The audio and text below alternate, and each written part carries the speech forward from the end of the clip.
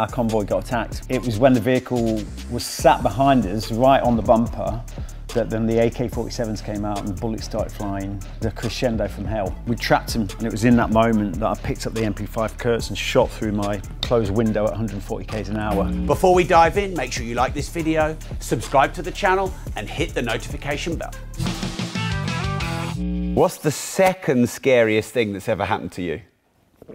You know what? The second scariest thing is I've had two events in my life that were outside of the military, outside of the Special Forces. And the second event that was the scariest is as a civilian being attacked by the militia, heavily outnumbered, at 140 kilometers an hour on the road to Baghdad. It was hideous and something that I would not want to go through again. What happened? Well, we were escorting a load of VIPs back from Jordan. And on the road on the way back, our convoy got attacked. So we had vehicles coming up the back. I was sat in the front seat with an MP5 Kurtz, little machine gun, body armour on, shirt over the top. They had no idea who we were.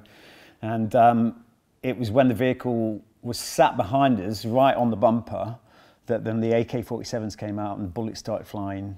And four AK-47s firing at the same time when you're on the wrong end is a crescendo from hell. And it was dealing with that situation in that moment, which happened in seconds. So I pulled the vehicle into the next lane. Oh, you were driving? I was driving, yeah. Allowed them to come up. We had the central reservation on that side. We had another one of our vehicles in front. And then I'd pulled my vehicle out here. We trapped them, we boxed them in, they fell for the trap. And it was in that moment that I picked up the MP5 Kurtz and shot through my closed window at 140 k's an hour into the vehicle, just as he was bringing his AK-47 onto my head.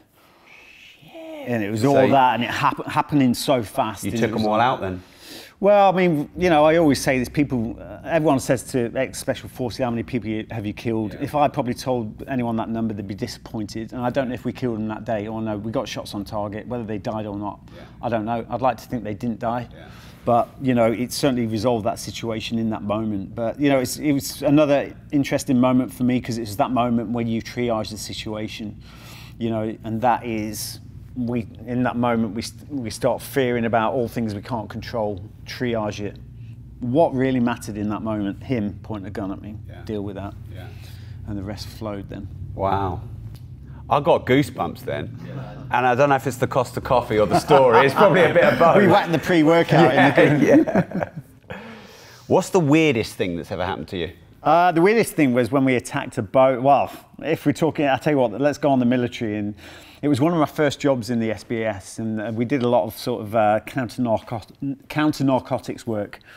And it was an awesome job, out at night, on a helicopter, hitting this ship out at sea, rough seas, the ship's like going mental, you know, on the waves, and we're having to come down this fast rope onto, you know, you're not attached on a fast rope, it's just a rope, and you control it by, so you've got all your weapons, everything hanging off you, your stun grenade, you know, your flash crash grenades and all that kind of stuff.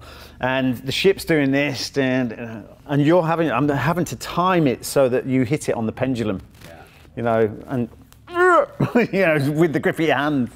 Anyway, got onto the ship. And it was hilarious because as you're coming into target, you put down your balaclava, okay, and you get finally ready, make sure everything's good to go on your 2 minutes in. And that's done all in the dark. So then you hit the ship, got on board, we went straight to our objective, bust open the door, and it hit us. Bang! Hit us. The smell of ganja. Really? And the smell was just like, it'd been locked up in this, right. You know, we didn't know it was in there. We thought there was enemy in there. So we went straight through, and it was the hole where they were keeping all the drugs. Yeah. Bang, hit us straight away. And we got in there, we're trying to crawl, there's another door on the other side. So we're crawling over these massive blocks of ganja, all in black. We're all in black. And then suddenly one of the lads starts laughing. I'm like, but then the sergeant, our sergeant, he'd come down and he'd probably heard us laughing. He was coming through as well, and he's like that. He'd come through into the same room, and he's like, right lads, stop being fucking professional. And we turned around and looked at him. He put his balaclava on, and obviously didn't wear it. His nose was sticking through the eyepiece. He had one eye half visible, and we were just fucking in bits, just like. And we had to really pull ourselves together to take that ship down that day. That was probably one of the weirdest. So I hope you enjoyed the video. Now, if you like this, we have a full deep interview, the uncut, unedited version. So if you want to watch that, the link is below. But first, make sure you like this video and subscribe to the channel.